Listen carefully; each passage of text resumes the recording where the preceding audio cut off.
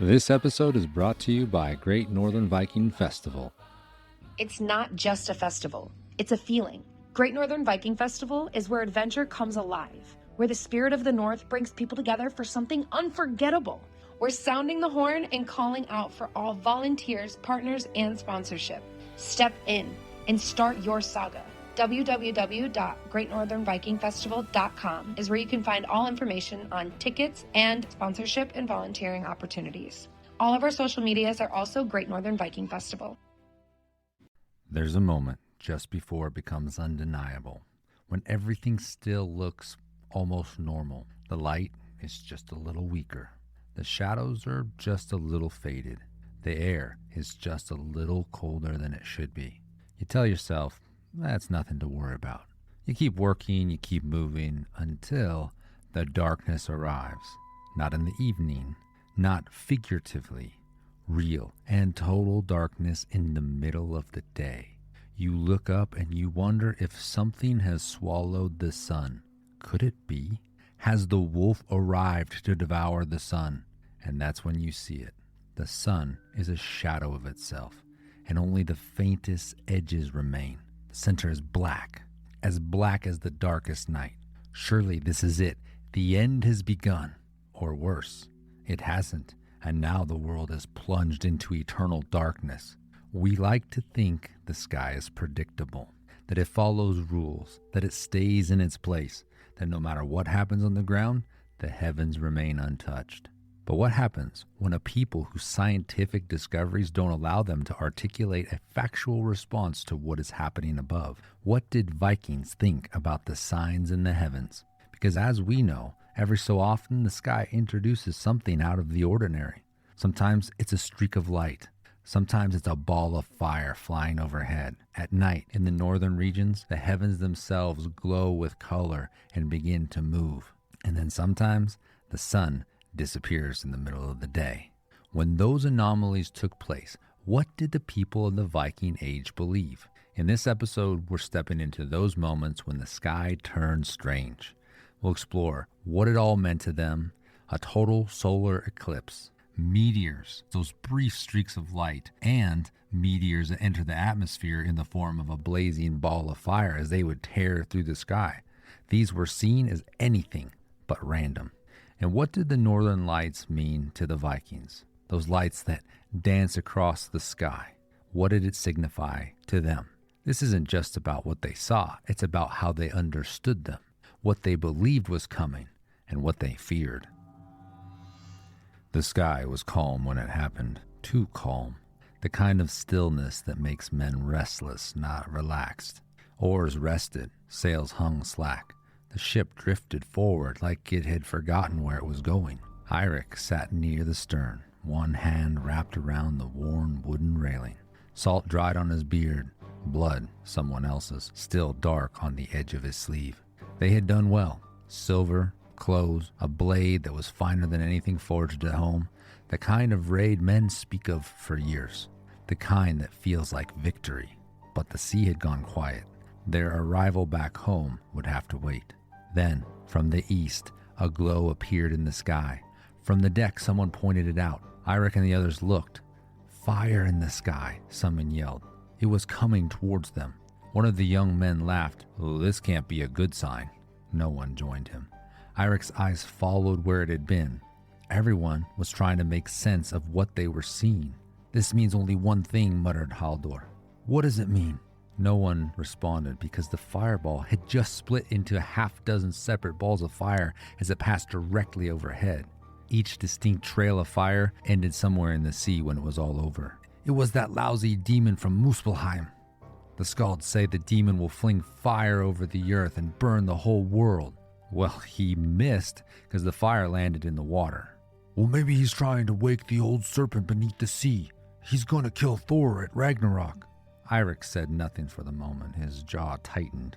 Well, maybe it's Thor trying to take out the serpent before the end of all things. Don't you think he would have used a lightning bolt? Well, maybe it's his hammer. No, Eirik finally spoke. The signs mean someone significant has died or will die soon.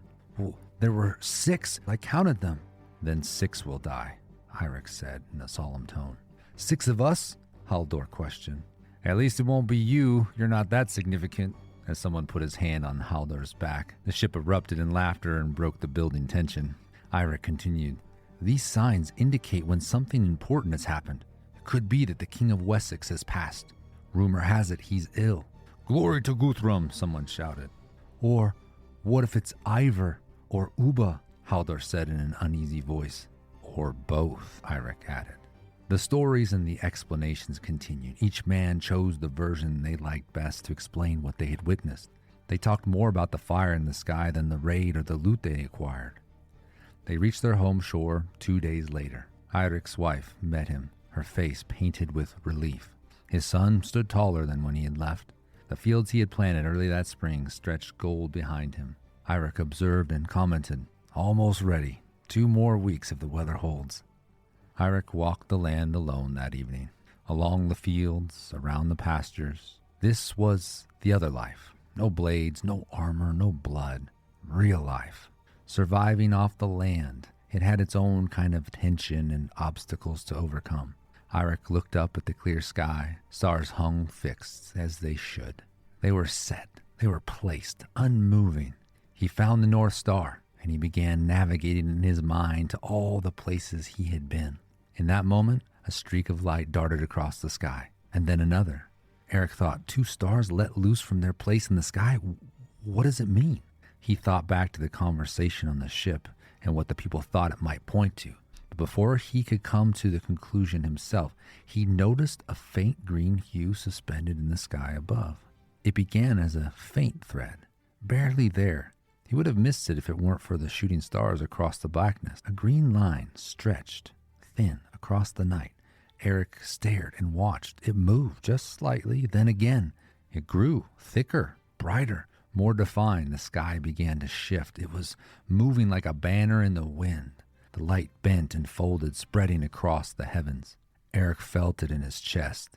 Not fear, anticipation. Something was happening. The fireball, the stars moving, and now this. This wasn't the first time he had seen this display, but it was the first time in succession with the other signs the sky had showed him. Was this the bridge to Asgard finally opening? Was he wrong about the death of rulers? Maybe the final battle was about to begin. He didn't know exactly, but he knew this was not random. It's never random. Fate is too precise. It's determined, so it must mean something. Night stretched on. Eirik had no choice but to surrender to a night of sleep. There was work to be done tomorrow, as long as the world still stood. Harvest finally came. Eirik and his family all had their assignments, blades to cut, bundles to gather, normal chores that still needed to be done, and of course the food to fuel all of the efforts needed to be prepared. Life pushed forward the way it always does, regardless of what the sky might say. Eirik worked the field with the others, sun high above, warm, steady, reliable. This was Eirik's favorite time of year. Blue skies, warm sun, and good, honest, safe work. Until something changed. Not suddenly, not violently, but something that wasn't quite right. The light in the field began to dim. At first he thought, it's nothing, a cloud floating by, providing temporary shade. But a quick glance upward, there were no clouds in the sky that day. Eirik paused. Others kept working. He stopped then. He said, Do you see that? They all looked up, eyes adjusting to staring at the sun. But then someone said, I see it. The edge of the sun is dark. Then one by one, everyone began to see it. They continued to stare because the darkness was growing on the sun and the light all around them was becoming more dim. Even the temperature in the air began to cool. Eirik was witnessing something he had never seen, never heard of, except from an old tale about a wolf that would devour the sun one day, and his chest tightened. By now, the sun looked exactly like someone or something had taken a bite out of it, but it kept growing. No one spoke. No one needed to, because everyone had heard the story, and all Eirik could think is, it's happening. The darkness grew. The field fell silent. Birds stopped singing. Then the night insects began their chorus of noise. The sun was gone, consumed, a black circle in the sky with only the faintest edges of light that remained. Eirik gathered his family together, arms around them, with the only thought, if this is how it ends, if the land is plunged into the sea, then we'll go out together as one. They held each other for what seemed like eternity. They stared, they listened, they sensed what was next. Then a sliver of light appeared, small, growing, returning. The darkness that covered the light of the world for a moment was being pushed back, rolled away to reveal the sun once more. The darkness retreated. The world breathed again. Sound returned. Birds sang. Warmth followed. Life resumed. But Eric didn't move because he was not sure what to think. So many signs in such a short time. What does it all mean? Eirik did eventually return to the work of his field. He still sailed when he had to, and he still lived as the men of the North do. But every morning, when the sun rose, he watched it, and he wondered and pondered the meaning of what the sky was trying to say. What did it all mean to the people living during the Viking Age, the Vikings, the Skalds, and the everyday folk that saw these anomalies in the heavens? The night is often something more than just the moon and the stars in the north. When it begins, it's not all at once. There's no build-up and crescendo. There's no spectacle or dramatic entrance. It starts with a whisper of color on the black canvas, a faint green thread drawn across the dark sky. You might miss it if you're not looking, but once you see it, you can't look away. As you try to study it, you can swear it just moved. It's moving. Maybe it's just your eyes playing tricks on you, but then it moves again. It's growing, it's thicker, it's brighter. The threads are overlapping and bending. It stretches from one end of your view to the other. It breathes, it sways, it's dancing. The sky is no longer still, not like it normally is. Light splits across the heavens, suspended in animation. It's not fixed, it's alive. It ripples like a great green banner shaken loose above the world. The green deepens into emerald. The edges burn like visible yet invisible fire. Curtains of color sweeping and folding together on themselves, as if guided by a hand that's just beyond sight. You feel it. You don't quite understand it. It's beautiful. It's grand. It's unfamiliar all at once. The kind of beauty mixed with curiosity that makes you stop what you're doing and simply watch. That is where we begin. Because even now, in our modern world where cameras capture and posts share captions, the northern lights feel like something rare and magical. People travel across oceans just to stand beneath them. Phones raise, photos taken, words like breathtaking, otherworldly get attached to their social shares. We admire the images. We might even print them and frame them, or paint them and turn them into works of art. But the people of the Viking Age didn't experience the dancing lights the same way we do. The Vikings didn't believe they were the center of the universe or that the sky was performing for them. Their belief said that the sky was acting upon them. And what looks like beauty to us looked to them like intentional movement and possibly a bridge from Midgard, the human realm, to the realm of the Asgardians. And that's not the only possibility. One of the most enduring ideas echoed across later Scandinavian folklore and hinted at in other traditions is that the lights were the passage of the Valkyries, not the winged creatures of modern fantasy, not the polished figures of art and illustration, but something far more unsettling. In the Old Norse world, Valkyries were not merely beautiful, they were the choosers of the slain, figures who rode the edges between life and death, deciding who would fall in battle and who would rise again in honor.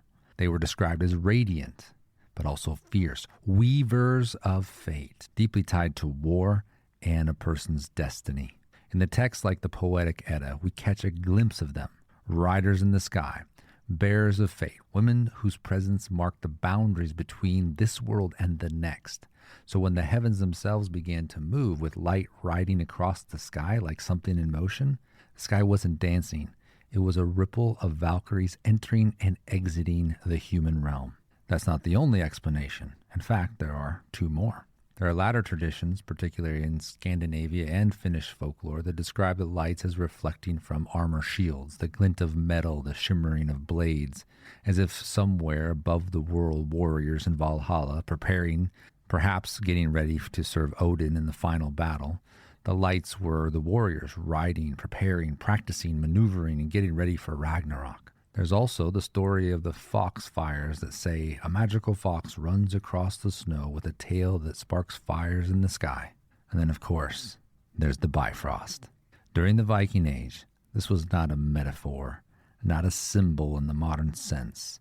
In Norse mythology, it was a real structure, a bridge, the burning, shimmering path that connects Midgard, the world of men, to Asgard, the realm of the gods. Described as radiant, unstable, and alive with color, the Bifrost was said to tremble under the weight of those who crossed it, a pathway that could be seen, not touched, known but not controlled. Sound familiar? Imagine standing beneath the northern lights, watching ribbons of color stretch across the sky, shifting, bending, glowing like something under tension. It doesn't take imagination, it simply takes recognition. This is not a decoration or a cosmic circumstance. This was the connection, which means that if sky can move like this, if something or someone can cross between realms, then the distance between you and whatever lies beyond is not as great as you thought. The Vikings, they had no concept of charged particles colliding with the Earth's magnetic field, no language for solar winds or atmospheric excitation. That understanding would come centuries later. So what did the people of the Viking Age do with this anomaly? And in a world where nothing was meaningless, observation led to interpretation. It always does. And then what follows interpretation is application, because what a person believes moves them in a direction. Other cultures had their own answers. In parts of ancient Europe, lights were seen as omens of war. In East Asia, celestial dragons or disturbances in cosmic balance. The idea that strange lights in the sky meant something beyond the ordinary was not uniquely Norse, but the Norse gave it substance because their cosmology had structure, a world tree, 9 realms, a bridge between them, figures who moved between life and death. They didn't just see something strange, they placed it within their system, and that system made the lights more than beautiful and made them relevant. It also gave the people of the Viking Age a reason to look up more often than we might think. But when they looked up, glowing, dancing lights weren't the only thing that they would see. A streak of light that darts across the sky. And on occasion, something significantly more violent. The northern lights conditioned them to believe that the sky was alive, that it was truly trying to say something to them. So then, when something truly violent tears across it, they were already asking the questions and looking to place meteors into their system of belief. Because it happens in a blink of an eye. There's no slow unfolding, no whisper, no warning, just a streak of light overhead, and then it's gone. But what was it? A chance to make a wish or something else? Everything that the Norse witnessed in the sky wasn't just something that happened, it was something happening to them. A shooting star, for example, may have been interpreted as a warning or a change that had occurred, the death of someone important, a coming battle, or a sudden upheaval that was coming. A shooting star could have also been an omen, or a specific warning of sorts. The Norse believed that the stars had an origin story rooted in an intense, fiery realm. The prose Edda says it like this: they took the glowing embers and the sparks that burst forth and had been cast out of Muspelheim, and they set them in the midst of the yawning void. There's another possibility that would have entered the imagination of the Viking Age as well. Whenever a star would fall from its place in the sky, the Poetic Edda, speaking of Ragnarok, says, the sun turns black, the earth sinks into the sea, the hot stars fall from heaven and are hurled down. Fierce fire grows until it leaps high against the sky itself. So every time a star moved, it was a reminder that Ragnarok was coming. They were inching closer to the end of all things. The hot stars fall from heaven and are hurled down. But what about when a meteor, a large meteor, makes it deeper into the atmosphere, the kind that tears across the sky in a fire, in violence? What kind of sign would that be? In the Viking Age, a large meteor, what we would call a fireball, would have been seen as a very clear, very strong message. But what was it saying? It was saying, Muspelheim is real. The giant fire demon is coming at some point to destroy the world. Maybe it was him reminding everyone he's still around, waiting for his turn to light the world on fire. Vikings were deeply superstitious and looked for signs from their gods before participating in battles or voyages. A fireball would have likely been seen as an omen, so if the timing was right, they would have gone to battle for sure. Another option is that the strong omen meant the death of a great ruler, or it was a reminder that every day is one day closer to Ragnarok. And all these options were on the table during the Viking Age. And I'd love to hear your comments of what you think the correct interpretation was at that time. So if you know something, you've read something, or gotten a piece of history that I didn't mention, please share it in the comments. I'd love to hear your thoughts and expand our view of what the Vikings thought these signs in the heavens actually were. Now, in a world where meaning mattered more than certainty, they definitely didn't ignore the sky. They watched it. They tried to read it, decipher what it meant, because once you believe the sky is sending warnings or signals, then you're always looking, you're always watching. But what if the sky goes too far? What if the sky crosses the line? Because there is a moment, very rare and very terrifying if you don't know what's happening, when the sky does something far worse than sending fire or lights up the sky at night. What happens when the sun goes dark? Now we arrive at a moment where the Vikings wouldn't have watched with curiosity, but would have had a deep sense of fear. For the Viking Age and for many cultures and civilizations throughout history, the sun was the anchor. It hangs where it always has. It's steady, dependable, unchanging. It's the source of life. The same sun that has risen every morning, the same way. It warms the fields. It guides the ships. It marks the passing of time itself. It's the one thing that no one has ever had to question until something causes it to disappear. Not a cloud, something that is consuming the sun. A bite, then another, until it's completely swallowed. Small at first, almost easy to dismiss. Your narrow eyes glance away, look back again as if your vision has betrayed you, but it hasn't. The edge of the sun, it's no longer whole, and it's getting worse. Slowly, the darkness grows, not chaotic, but deliberate, patient, like something that knows it can't be stopped. The air begins to change. You start to feel things you haven't felt before because the light of the earth is dimming. The warmth fades. Sounds change. Birds vanish from the sky. Animals grow restless. And all around you, people, they begin to notice. And soon everyone wants to know what is happening to the sun. Hands shield eyes until they no longer need to. This is not natural. This can't be natural. But anyone who has heard the stories can't help but think this is it.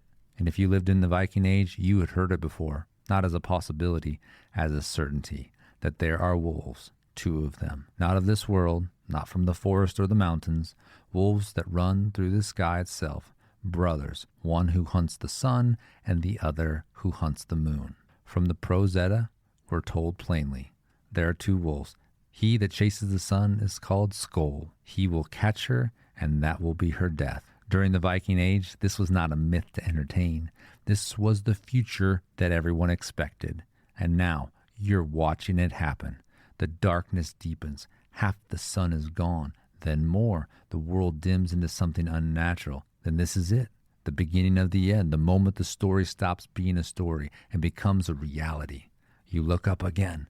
The sun is almost gone now. Just a thin, trembling edge of light remains, like the last breath of something dying. And then it disappears. Total darkness.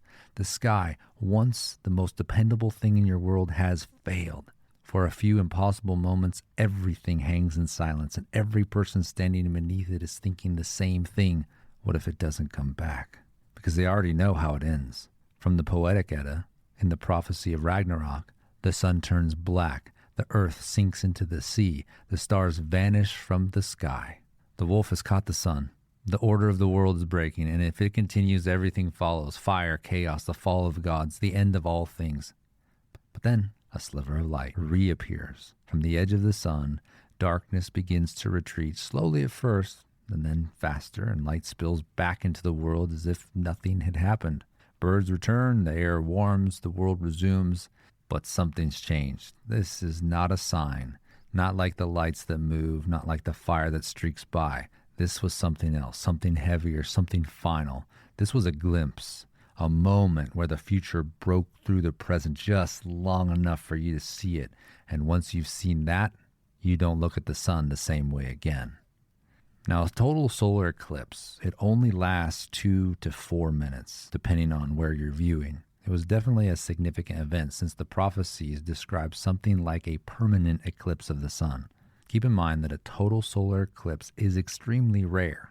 The path doesn't always allow for the viewer to experience a total eclipse, but even a partial eclipse in the dim light during the day would have been something of a concern. Pair that with the region where the Vikings originated, you'd also have to have a clear sky to see the sun.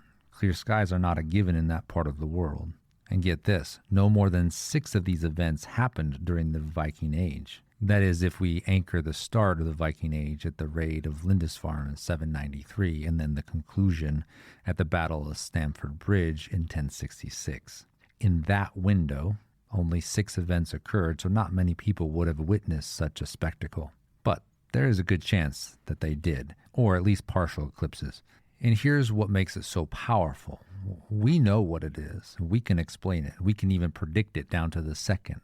A solar eclipse is no longer a mystery to us. It's math, movement, timing. We know the moon's phases between the Earth and the sun, and we know exactly how long the darkness will last, 2 minutes, maybe 4. And we wait for it, we gather for it, we travel across the world just to stand in its path. We put on special glasses, we take pictures, and we call it beautiful, awesome, amazing.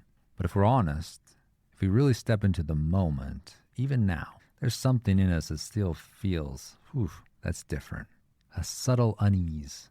Well, that's the instinct saying, this isn't supposed to happen. Because for a brief moment, the most reliable thing in our world, it disappears. And no amount of explanation fully removes that. It may help us get back on track or quiet the thoughts and the unease. But the Vikings, they didn't have that explanation. So they would have to live with what that moment had produced. And they felt it deeply. They didn't look at the sky and ask, what is this? They asked, what does it mean? And maybe that's the difference. Because we've gained an understanding, but we've lost some sort of awareness. We can explain the sky, but they experienced it. They measured it. They interpreted it. And maybe, just maybe, there's something we've forgotten. Because the truth is, the sky hasn't changed. It still moves. It still shifts. It still breaks its own pattern from time to time. The only thing that's changed is, how do we respond? And maybe it's supposed to mean something more than atoms and molecules and exploding gases and orbits. Maybe it's supposed to move us deep inside, to ask questions, to ponder the deeper things, to be existential for a moment. Today we've walked under their sky, a sky that every once in a while had a little more to offer. It was at times a voice and at times a reminder of things to come, something that spoke softly. The drifting lights that hinted that something or someone was there. Sometimes sharper, more violent, like the fire that tears across the sky through the atmosphere without warning. And sometimes it's silent, which would have been the most unsettling experience of all, the sun disappearing into black.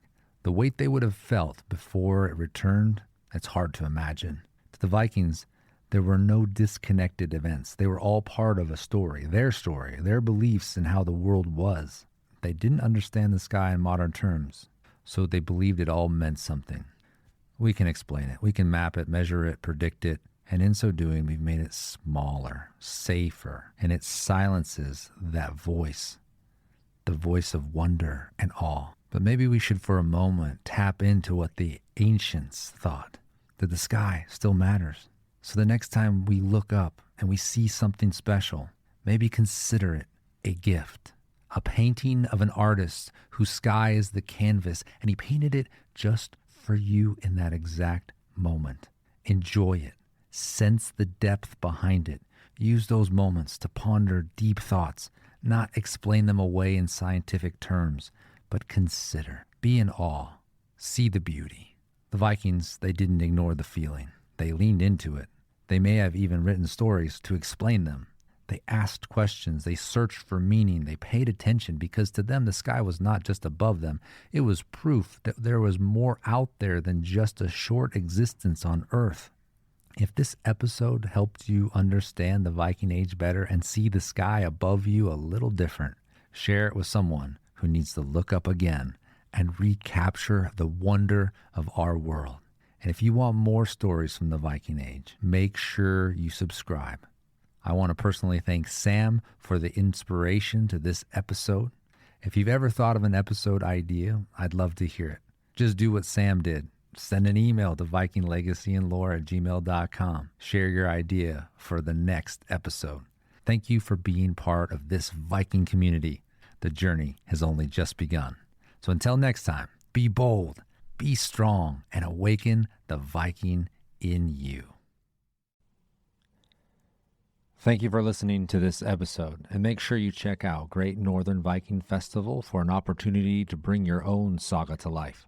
You can find them on all major social media platforms or at greatnorthernvikingfestival.com.